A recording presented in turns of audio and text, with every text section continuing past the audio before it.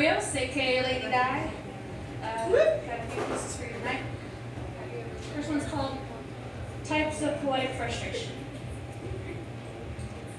I tried to write a haiku for you, but it grew too long, evolving into a song wrapped around the sun and morning dewdrops, and giving you props for making this the best part of my day in every little way. Tried to write you a sonnet, but almost every line on it fell short a few syllables, not to mention the intensity of end rhyme whose rules I broke from time to time. But what a curse to have all these words trapped in my head and putting them down on paper has only led to poetic frustration. I tried to write you a funny poem, but I've got pretty dry humor. Another fairly brand new poem for you. That's new. Yes, that's new. This poem is so brand new, it's one of the few things that Donald Trump hasn't made fun of yet. Fuck Donald Trump. Maybe I'll tweet this to him to expedite this. This poem is so brand new, I'm rocking it back and forth in my arms like a brand new baby. Sweet little baby, dry your eyes. Tomorrow we'll get some pizza and fries. So I may not be best at lullabies. But this poem is still restless. Can I feed it with love? I'm stressed out wondering what I'm doing wrong. How can I make this right? Good God, this poem is keeping me up all night. This poem is so brand new, I'm still lying to myself about who I composed it for.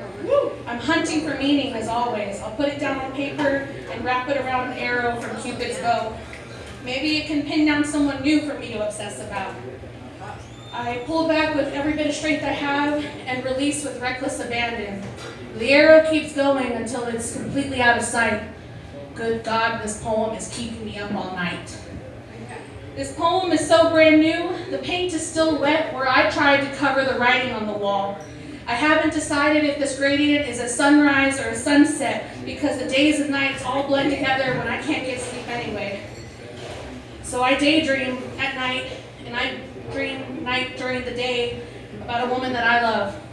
How I will paint her portrait with her favorite colors and flowers. I will dust the canvas with gold, so it's just like her, shining so bright.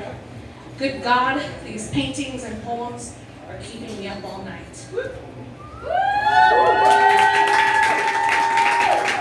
you for the love, I appreciate it. I'm terrified of losing the ones I love because I terribly miss the ones who have left. I close my eyes and hear the soft footsteps of death behind me so subtle, so I stupidly turn around and death creeps up behind me like a bear, and towering over me there I'm paralyzed. For the departed souls, all the candles I lit dripped into a warm wax welcome mat at the doorstep of my grief. My grief is a stone brick house. And every day I imagine myself jumping off the roof, but instead I fall down the chimney and combust into anxiety. When I crawl out of the fireplace, I am covered in the ash of reality. So I take a hot shower and I go to work.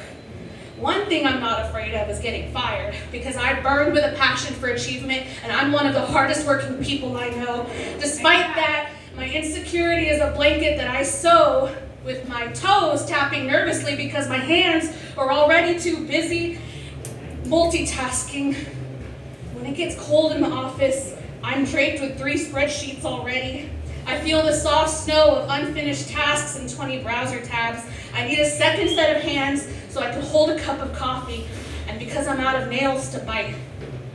And while I'm at it, give me another set of hands, because you never know when you're gonna need another set of middle fingers. Like when Karen comes around, who makes twice what I do and asks me to help her open a PDF again. Karen, this time you're out of luck.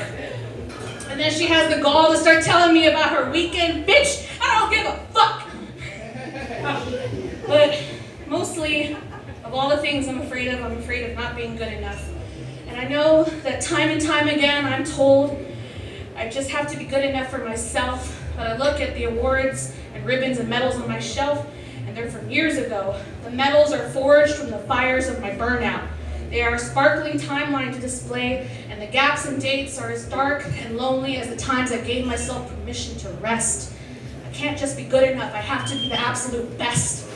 But what I've learned is I'm a jack of all trades and master of none. I'm still pretty amazing, even if I'm not always number one. Oh, amen.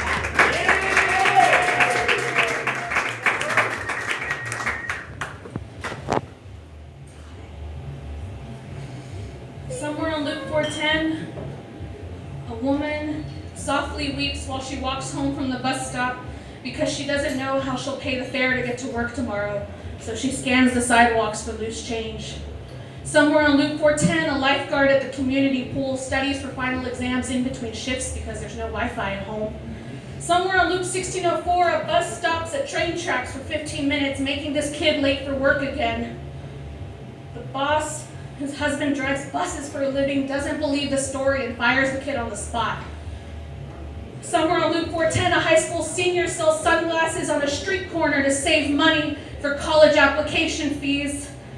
Somewhere on 16:04, a college student falls asleep in the library using a calculus textbook as a pillow. Some basic math fell by the wayside this week when you try to add up 50 hours of work, 12-hour course load, another 3 hours on the buses daily on a good day, 6 hours of extracurriculars, 2 hours of Bible study trying to fit in, another hour or two of scholarship hunting, and X number of hours to sleep where X is greater than 0. Some weeks it just doesn't add up. Somewhere on Luke 4:10, I'm 16 years old again. I walk along the access road, looking up at Crossroads Mall, at the crossroads of difficult decisions and ideations. Look at these buildings. They're just so tall. How many stories? I could fly. Could I fly? I could fly. I could fall and end it all. But instead, I remember Mommy doesn't have enough money for a funeral. We can't pay the water bill with our tears, barely enough to keep the lights on this month. But I can be the light. I can work hard so I never have to worry about money again. Look at everything that connects these cities, like these two loops, and how I end up in these endless loops of poverty, thinking I'm never going to make it out of here. But there's so much more to San Antonio than that. It's not a matter of making it out of here, it's a matter of making it up. The highways running north, south, east, and west. I think about Catholic roots. Whatever your roots and wherever you grew up, you can bloom where you were planted. And I grow in optimism and resilience every day because I am surrounded by love. I love to live here despite spending most of my life wanting to die. There is love in the tacos, the tamales, the barbacoa. There is love in all of the familiar faces at La Michoacana. There is love in the rivers and the springs. There is love all around me in San Antonio, and the open arms and open hearts of all of the friends and family that I call home.